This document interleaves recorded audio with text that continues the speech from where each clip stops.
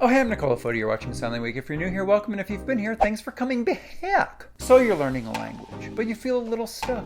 Or you want to learn a language, but you haven't pressed the gas pedal yet. Or stuck the key in the ignition. Or you can't even find your keys. Hopefully, these 7 things that I've only recently learned through self-study can help you on your journey. Oh, before we get started though, can you do me a huge favor and click the like button? Because I always forget to say it, but this time I remembered. Oh, and subscribe if you haven't. Like if you're new. All right, on with the video. Number 1, we'll be learning for the rest of our lives, even in our native languages. There are words I've come across in English like 100 times and I still can't for the life of me remember what they mean. Or completely new words that I've only just seen for the first time. Or words that I do know, but I always forget when I'm trying to think of them. Like symmetrical. Or engaged. Like as soon as I think the word proposed, that's the death knell. It's over. I'm never coming up with engaged. I almost forgot it again. And I just learned the difference between compliment with an I and compliment with an E like last year. So learning a language is definitely not like, oh, I'm done now. All right.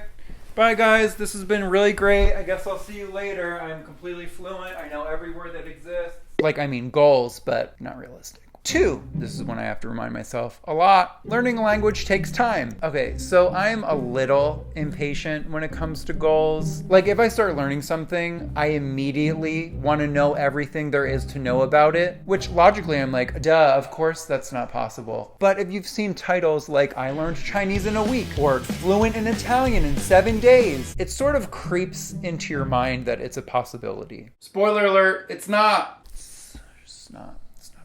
It's just not. Can you learn some of a language in a week? Of course. But just because I know a couple sentences in Chinese doesn't mean I'm fluent. I've been studying Spanish actively for almost a year now, on top of the 4 years that I took it in high school.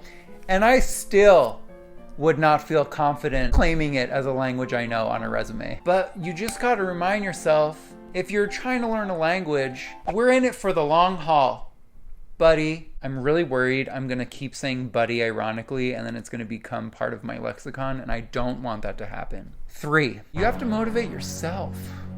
So the thing about self-study is that you are accountable to no one but you. There's no homework, there's no assignments, it's just you and the goals and the plans that you've set. And the reality of that is sometimes you don't feel motivated. Sometimes I don't want to sit down and struggle my way through a book or a conversation with a language partner or tutor. But I just have to remind myself that my goal is to be able to comfortably claim Spanish as a language that I speak, and that no one is going to achieve that goal but me. We got to be our own inspiration sometimes. You know what I mean? Like I need to put in the work if I want to get to where I want to be. 4, you can't make up for lost time. I say this because I do find myself sometimes regretting that I didn't learn languages sooner, but I guess I never really knew how, or I didn't think it was attainable. I don't know. I just remember that first day of Spanish class in 9th grade was so exciting to me. And at times I do get stuck on the feeling that I kind of sabotage myself by not only continuing to learn Spanish after high school, but trying to learn it like outside of school in general. I'd always thought that the only way you could learn a language is in a classroom until super recently when I discovered the language community on YouTube, full of a bunch of wonderful people who are self-taught. But I can't go back in time and tell myself, hey, there's about to be so many resources online for language learning, you should take advantage of that. As much as I wish this were the case, it never occurred to me until recently. And sometimes I do get impatient because over the years, I've just been adding more and more languages that I want to learn to the list. But like I said in number 2, it takes time and I don't have a TARDIS available at my disposal. Okay, well, I do have a couple, they just don't work. I tried.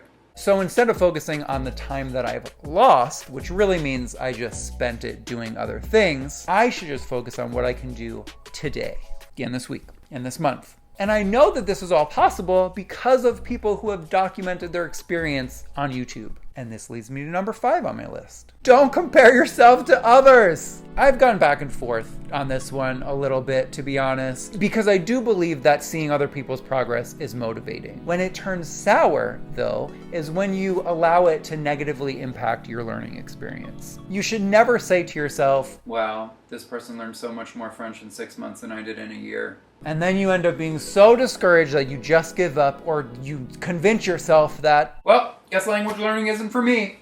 We all learned a language at some point, and I promise we can do it again. This is me promising myself, reminding myself, as long as we keep those negative comparisons at bay. Number 6, it's the little things. There are a few habits and choices that I make now that I don't think I would have realized how beneficial they were if I hadn't seen my own progress through doing them. For example, when I'm in the shower, I try to have a full-on conversation with myself in my target language. That could be role-playing ordering food, or like bumping into a friend, or planning on things I want to tell my tutor if I have a session booked. It might not seem like a lot, but I tend to shower every day for the most part. So I know I at least have 10 minutes, or 30 minutes if it's hair wash day, spent in the language.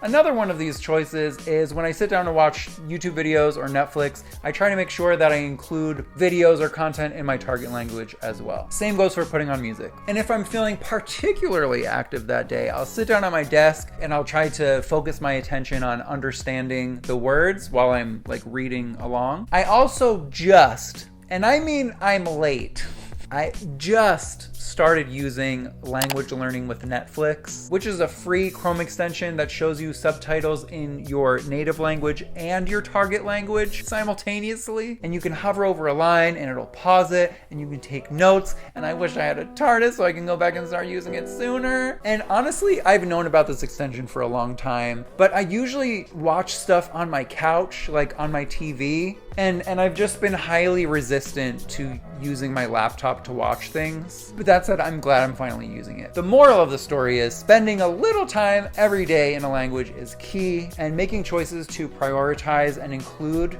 that language in your everyday activities cements it into your daily routine. And number 7, which all of these things I have to remind myself all the time, but this one I really have to remind myself because tengo un poco de miedo cuando trata de hablar en público con cajeros o camareros. No sé por qué, pero no quiero parecer tonto. Don't be afraid to use it. I still get nervous if I'm out somewhere and I have the opportunity to speak Spanish to someone because I know I talk pretty slowly and I'm going to make a bunch of mistakes. But native speakers do not care about your mistakes as much as you do. I even spoke some Tagalog to a guy in the street the other day. And guess what? I probably said stuff wrong, but he understood me and I got to practice a little. Okay, think about if someone's trying to communicate with you in English and it's not their native language. You're not going to stand there and be a jerk and judge them for trying to learn your language. Well, if you're a bad person, you might, but you're not a bad person. And you'll probably speak a little more clearly to make it easier for them to understand you. And it's the same in any language. Also, the more languages we know, the more human connections we can make. And the more human connections we can make, the more we can understand each other's experiences and perspectives. So yeah, I kind of like it. It's really fun. So that's all I have for you today. Please drop anything you've learned in the comments below because I'm sure I missed at least 1,000 things. Thank you so much to everyone on Patreon who supported this video and others like it. If you'd like to check it out, it's patreon.com/soundlyawake. Oh, and I made a video with Dr. Nemo that I'll put a link and on the screen eventually and in the description box as well. I love his videos and I am super honored to be a part of this one. We talked about the signs of being gay and why it doesn't matter. I play a bunch of different characters and it was super fun, so please click the link and check it out. Also, if you want more language videos, you can click one of the links on the screen or in the description box as well, and I'll see you in a few days with a new video. Okay, bye.